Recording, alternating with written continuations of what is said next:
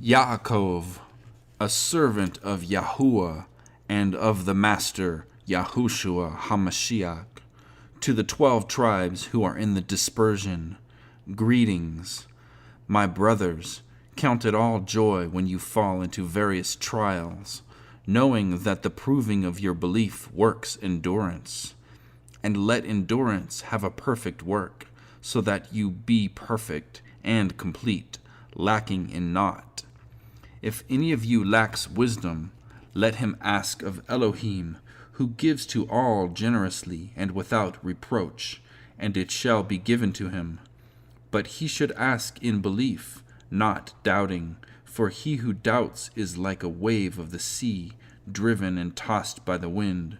For that man should not think that he shall receive whatever from the Master. He is a double-minded man, unstable in all his ways. And let the lowly brother boast in his exaltation, but the rich in his humiliation, because as a flower of the field he shall pass away. For the sun rose with burning heat, and withered the grass, and its flower fell, and its pretty appearance perished. So also the rich man shall fade away in his ways. Baruch is the man who endures trial, for when he has been proved, he shall receive the crown of high, which the Master has promised to those who love him.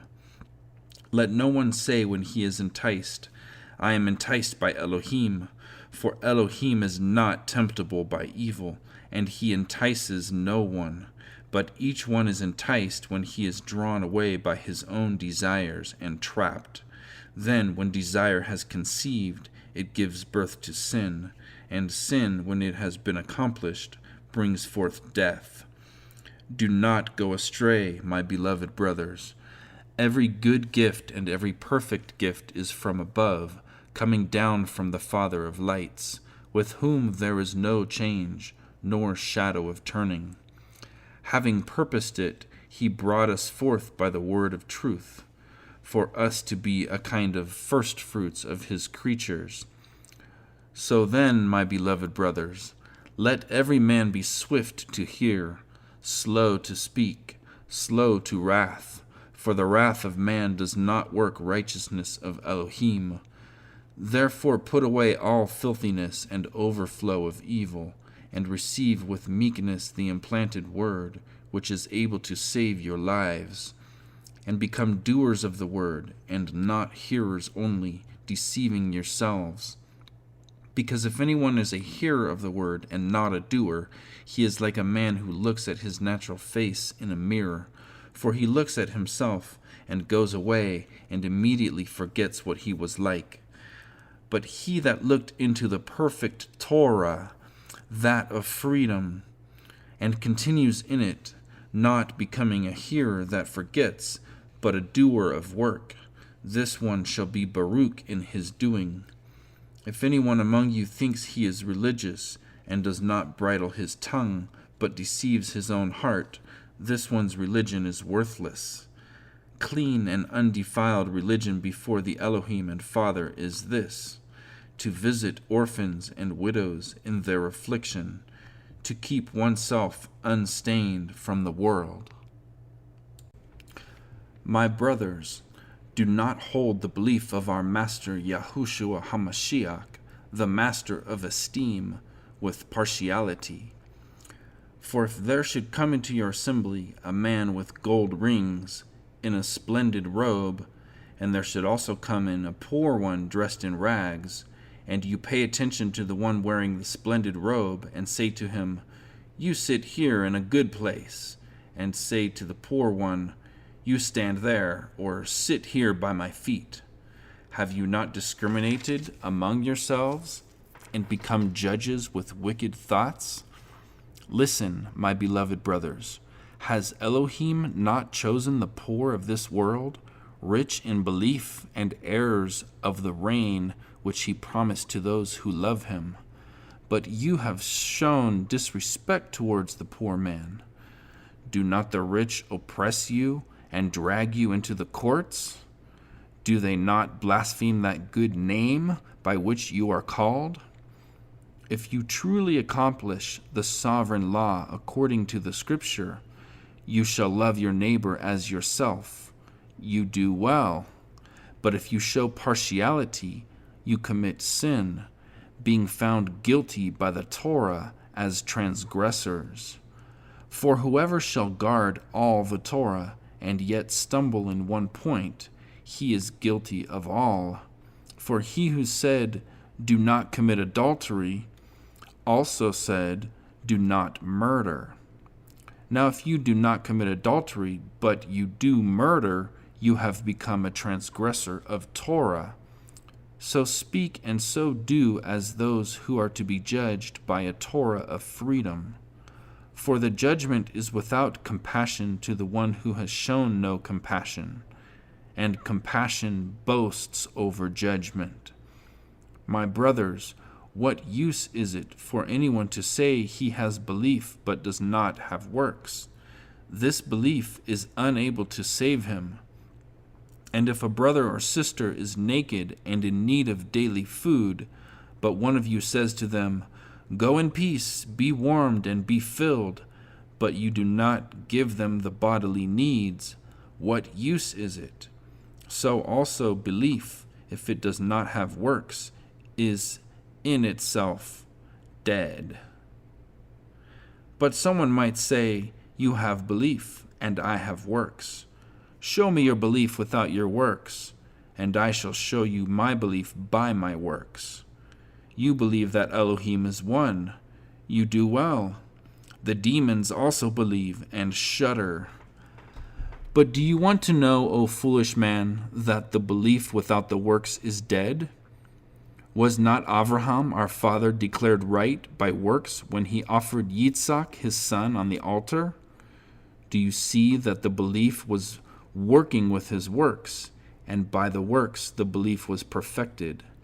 And the scripture was filled, which says, Abraham believed Elohim, and it was reckoned to him for righteousness, and he was called Elohim's friend. You see then that a man is declared right by works, and not by belief alone. In the same way was not Rahav, the whore, also declared right by works when she received the messengers and sent them out another way? For as the body without the spirit is dead, so also the belief is dead without the works. Not many of you should become teachers, my brothers, knowing that we shall receive greater judgment. For we all stumble in much. If anyone does not stumble in word, he is a perfect man, able also to bridle the entire body. Look, we put bits in the mouths of horses for them to obey us, and we turn their body. Look at the ships too. Although they are so big and are driven by strong winds, they are turned by a very small rudder wherever the pilot intends. So too the tongue is a little member, yet boasts greatly. See how a little fire kindles a great forest. And the tongue is a fire, the world of unrighteousness. Like a forest among our members the tongue is placed, the one defiling the entire body, and lighting on fire the course of generations, rolling from the beginning, and in the end is lit on fire itself. For every kind of beast and bird, of reptile and creature of the sea, is tamed and has been tamed by mankind. But no man is able to tame the tongue. It is unruly, evil, filled with deadly poison. With it we barak our Elohim and Father, and with it we curse men, who have been made in the likeness of Elohim. Out of the same mouth proceed barakah and cursing. My brothers, this should not be so. Does the fountain send forth the sweet and the bitter from the same opening? My brothers, is a fig tree able to bear olives, or a grapevine figs? So neither is a fountain to make salt and sweet water. Who is wise and understanding among you? Let him show by his good behavior his works in meekness of wisdom. But if you have bitter jealousy and self-seeking in your hearts, do not boast against and lie against the truth. This is not the wisdom coming down from above, but it is earthly, unspiritual, demonic. For where jealousy and self-seeking are, there is confusion and every foul deed. But the wisdom from above is first clean, then peaceable, gentle, ready to obey, filled with compassion and good fruits, without partiality and without hypocrisy. And the fruit of righteousness is sown in peace by those who make peace. Where do fightings and strivings come from among you? Do they not come from your pleasures that battle in your members? You desire and do not have. You murder and are jealous and are unable to obtain. You strive and fight and you do not possess, because you do not ask. You ask and do not receive, because you ask evilly, in order to spend it on your pleasures. Adulterers and adulteresses, do you not know that friendship with the world is enmity with Elohim? Whoever therefore intends to be a friend of the world makes himself an enemy of Elohim. Or do you think that the Scripture speaks to no purpose? Does the Ruach which dwells in us intensely crave unto envy? But he gives greater favor. Because of this he says, Elohim resists the proud, but gives favor to the humble. So then subject yourselves to Elohim. Resist the Devil, and he shall flee from you. Draw near to Elohim, and he shall draw near to you. Cleanse hands, sinners, and cleanse hearts, you double-minded.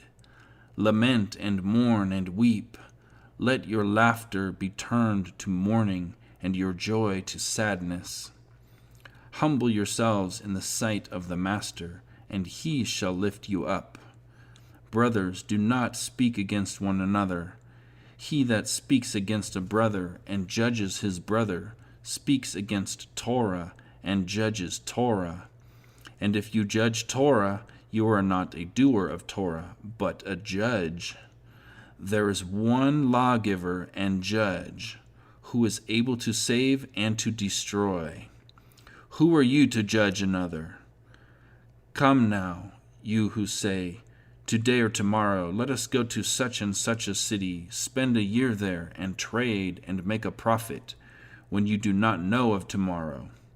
What is your life? For it is a vapor that appears for a little and then disappears. Instead of your saying, if the Master desires, we shall live and do this or that. But now you boast in your proud speeches. All such boasting is wicked. To him, then, who knows to do good and does not do it, to him it is sin. Come now, rich ones, weep, crying aloud over the hardships coming upon you. Your riches have rotted, and your garments have become moth-eaten. Your gold and silver have become rusty, and their rust shall be a witness against you, and shall eat your flesh like fire. You have laid up treasure in the last days. See the wages of the workmen who mowed your fields, which you kept back, cry out. And the cries of the reapers have reached the ears of Yahuwah of hosts. You have lived on the earth in pleasure and luxury. You have fattened your hearts as in a day of slaughter. You have condemned, you have murdered the righteous. He does not resist you.